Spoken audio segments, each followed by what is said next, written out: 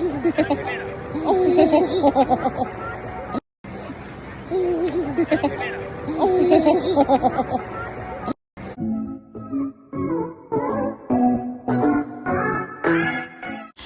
Boy's 4th birthday celebration sa isla ng Siargao, ang bunso ni Mami Andy Eigenman at ni Filmar Alipayo. Simpleng celebration muna ngayon sa isla ng Siargao at inihahanda ito ni Mami Andy. Panoorin at kung hindi pa nakasubscribe, don't forget to click subscribe and hit the notification bell to keep you updated.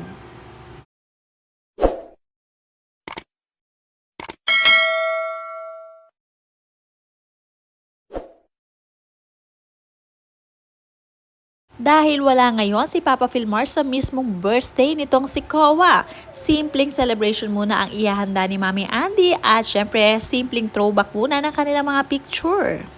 Sabi nga dito ni Andy, some recent pics and clips of this silly little nugget as he turns 4 today. Happiest birthday, Kowa, dude. Love your huge appetite for both food and fun. May you have the best day today and always. Mama loves you so much.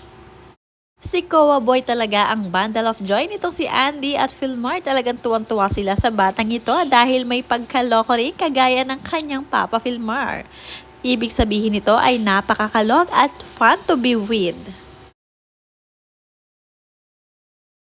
Basta nakarinig nga ng tugtog o music itong si Kowa Boy ay agad-agad na sasayaw.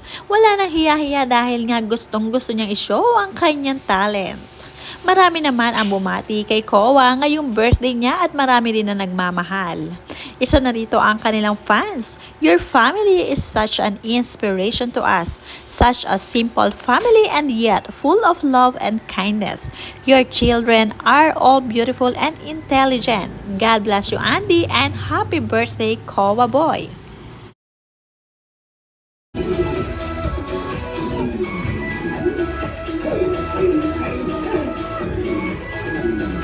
Mula sa isang commenter na si Rose Borer. Happy birthday, Kowa Boy! Ang galing mo at ang husay mong mag-dance. Mula kay Brix Batala, happy birthday, Kowa! At sunod-sunod pa nga ang pagbati kay Kowa Boy. Mula kay Greers Loan, happy birthday handsome Kowa.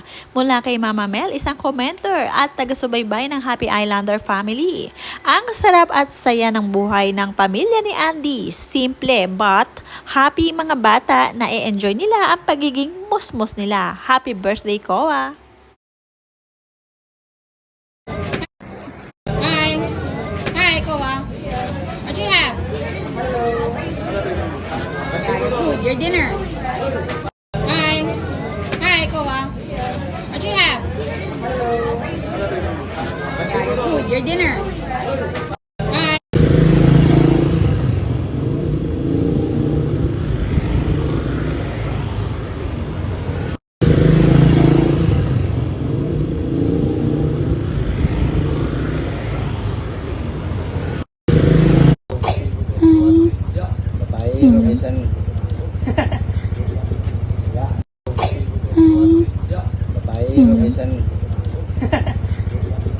Wala naman sa kanyang ninang Pernilla na talagang mahal na mahal sina Andy bilang kaibigan. Happy birthday, Kowa! Mahal na mahal din niya ang mga anak ni Andy, si Kowa, Lilo at syempre si Ate Ellie. Hindi pwedeng hindi babati si Ninang P. Marami naman ang natutuwa kay Kowa Boy dahil nga kamukha daw ito ng kanyang lolo Markil, ang daddy ni Andy Eigenman. At ang ilan naman ay naiisip ang lola ni Kowa na si Miss Jacqueline Jose. Minsan nga ay nadadalaw pa ito sa kanyang puntod ng ilang mga fans. Sabi nga dito ng isang commenter, Andy, every time na dumadalaw ako sa husband ko, I make sure pumupunta ako sa nanay mo. Magkatabi lang sila. I lighted a candle, gave a little flower and prayers.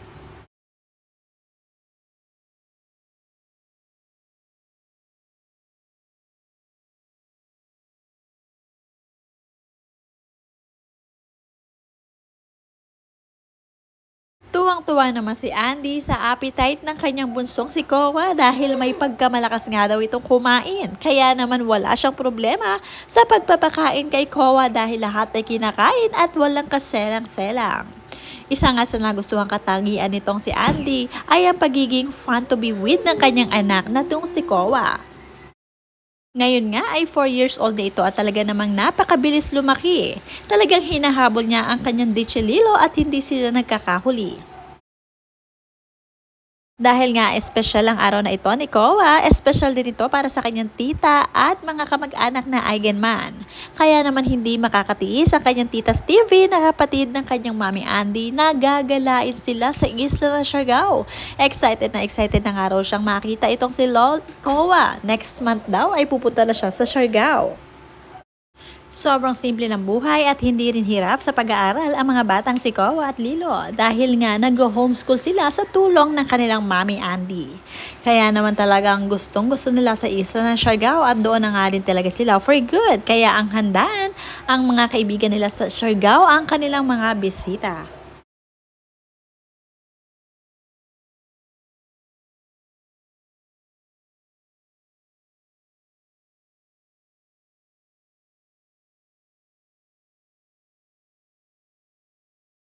Ngayon naman ay nag-share si Andy ng ilang mga bagay na natutunan niya sa isla ng Siargao.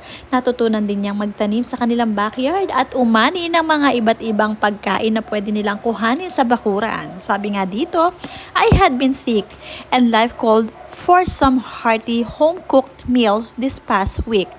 These cravings are brought by nostalgic memories that I have been longing for lately.